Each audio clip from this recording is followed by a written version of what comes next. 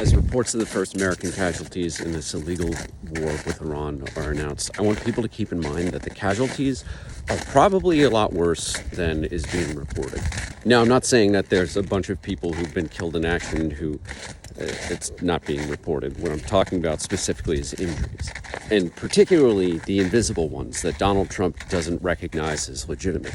We know from Trump's first term, when he assassinated Soleimani and the Iranians responded by hitting an American base in Iraq, that there were over 100 soldiers who were injured in that single attack.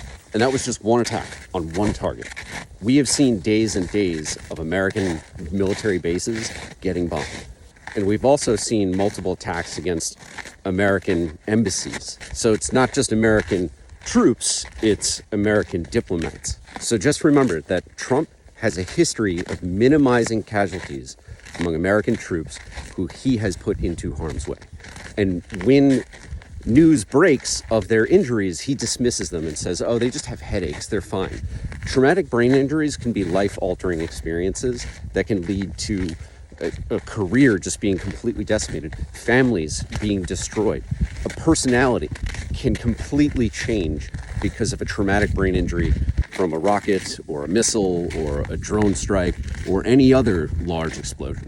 So every time that you see MAGA coming onto this app and trying to justify the losses of American lives in this illegal war that Donald Trump has started, it's worth pointing out that he hates veterans.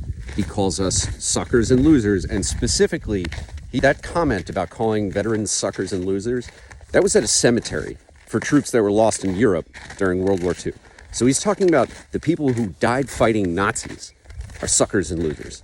So what does he think of American troops who are dying because they're on a military base in the Middle East and they happen to be getting targeted by Iran, which he provoked?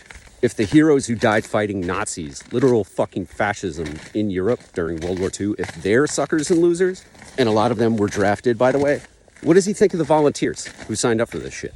It's also worth pointing out to MAGA that Donald Trump is trying to take away disabled veterans' benefits right now, because he's got Pam Bondi and Secretary of Veterans Affairs Doug Collins working to turn over a court decision that protected disabled veterans. So MAGA might try and come and say, oh, we never said suckers and losers, because they just believe that shit.